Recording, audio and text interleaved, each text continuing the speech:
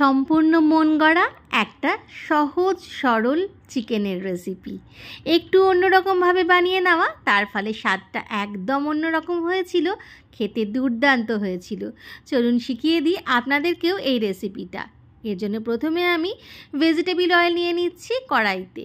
তারপরে এর মধ্যে ফোড়নে দিচ্ছি 2টো তেজপাতা, ভেঙে নিয়েছি তেজপাতাটা, আর দিচ্ছি গোটা গরম মশলা, দারচিনি, এলাচ, লবঙ্গ আর বড় এলাচ। সাথে সাথে দিয়ে দিচ্ছি আমি ধুয়ে রাখা চিকেনের টুকরোগুলো। চিকেনটা প্রথমে আমি ভালো করে একটুখানি ভেজে নেব তেলের মধ্যে। হাই ফ্লেমে চিকেনটা একটু লাল লাল করে আমি ভেজে নেব প্রথমে। এতে কি হয় না, স্বাদটা একদম অন্যরকম হয়। সুন্দর করে ভাজা আমার হয়ে যাচ্ছে, কন্টিনিউ আমি নেড়ে চেড়ে যাচ্ছি যাতে লেগে না যায় চিকেনটা। নাড়তে থাকতে হবে যাতে চিকেনের দুটো দিকই ভালো করে সুন্দর ভাজা হয়ে যায়। দেখুন ভাজাটা কিন্তু এই পর্যায়ে আমার হয়ে গেছে একেবারে, এর বেশি ভাজার আর দরকার নেই। এরপরে এর মধ্যে দিয়ে দেবো 3টে টমেটোগুলো গোটা রেখেছি। একটা দিকে কিন্তু ছুরি দিয়ে এইভাবে একটুখানি চিড়ে চিড়ে দিয়েছি যাতে সুন্দরভাবে ভিতর পর্যন্ত সিদ্ধ হয়ে যায়।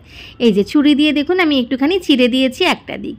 এইভাবে আমি টমেটোগুলো 3টে বসিয়ে দিলাম। তারপর গ্যাসের ফ্লেমটা একেবারে লোতে করে একটু ঢেকে দিয়েছিলাম।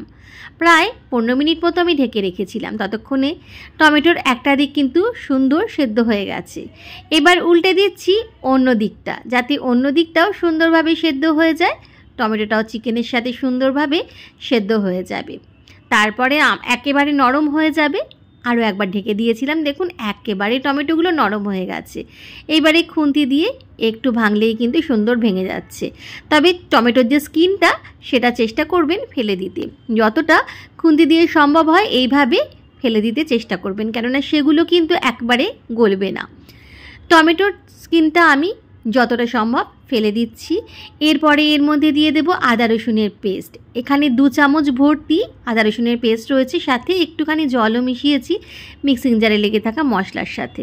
আর দিচ্ছি সামান্য একটু হলুদ গুঁড়ো, লঙ্কা গুঁড়ো, একটু বেশি করে ধনে গুঁড়ো, অল্প একটু জিরে গুঁড়ো, পরিমাণ মতো নুন। হলুদটা একটু কম দেওয়ার চেষ্টা করবেন এই রান্নাতে, তাহলে কিন্তু এর রঙটা খুব সুন্দর হবে। আর ধনে গুঁড়োটা একটুখানি বেশি দেওয়ার চেষ্টা করবেন। খুব ভালো করে এবারে মশলাটা একটু মিডিয়াম ফ্লেমে কষে নিচ্ছি। তবে পুরোটা আমি কিন্তু এইভাবে কষবো না, আরও একবার এই পর্যায়ে আমি কিন্তু ঢেকে দেব চিকেনটা একদম লো আঁচে, কম আঁচে হওয়ার জন্য। তার আগে দিয়ে দিচ্ছি একটু কসুরি মেথিটা হাতে একটু গুঁড়ো করে আমি এইভাবে ছড়িয়ে দিচ্ছি। এইবারে গ্যাসের ফ্লেমটা আমি একেবারে আরও একবার কম করে দেব, আরও একটুখানি সিদ্ধ হওয়ার জন্য। যেহেতু চিকেনটাতে কোনো রকম জলের ব্যবহার করিনি, তাই গ্যাসের ফ্লেমটা লোতে করে এইভাবে আমি চিকেনটা প্রপার সিদ্ধ করে নেব। দিয়ে দিচ্ছি রিং সাইজে কেটে নেওয়া কিছু পেঁয়াজ। এইভাবে আমি মোটামুটি এখানে 1.5 খানা মতো পেঁয়াজ নিয়েছি, একটা বড় পেঁয়াজ আর একটা মাঝারি সাইজের পেঁয়াজ এইভাবে রিং সাইজ করে কেটে নিয়েছি।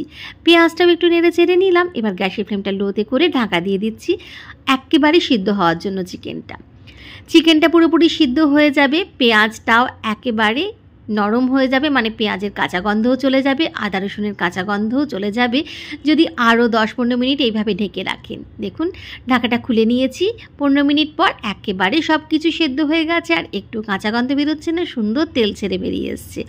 ওপর থেকে শেষকালে একটু আমি চিনির ব্যবহার করেছি, এটা অপশনাল, চাইলে নাও ব্যবহার করতে পারেন। যেহেতু এখানে টক আছে, মানে টমেটো আছে, সেহেতু আমি অল্প একটু চিনি দিয়েছি। আর দিয়েছি চেরা কাঁচা লঙ্কা, এটা কিন্তু আর একটু স্বাদ বাড়াবে। একেবারে রান্নাটা রেডি। দেখলেন তো কত কম সময় হয়ে গেল। খুবই তাড়াতাড়ি এরকম একটা চিকেন বানিয়ে নিতে পারবেন, খেতে কিন্তু অসাধারণ হয়। অনুরোধ করছি একবার অন্তত এটা বানিয়ে দেখুন, আর রুটি পরোটার সাথে খেয়ে দেখুন, দারুণ লাগবে খেতে। রাতের বেলায় যখন রান্নাঘরে বেশিক্ষণ সময় দিতে ইচ্ছে করে না বা থাকতে ইচ্ছে করে না, তখন বানিয়ে নিতে পারেন চটজলদি এই চিকেন কারিটা, যেটা রুটি পরোটা দিয়ে তো দারুণ লাগবে, তবে ভাত দিয়েও খেতে কিন্তু খুব ভালো লাগবে। অনুরোধ রইল একবার অন্তত বানিয়ে দেখুন।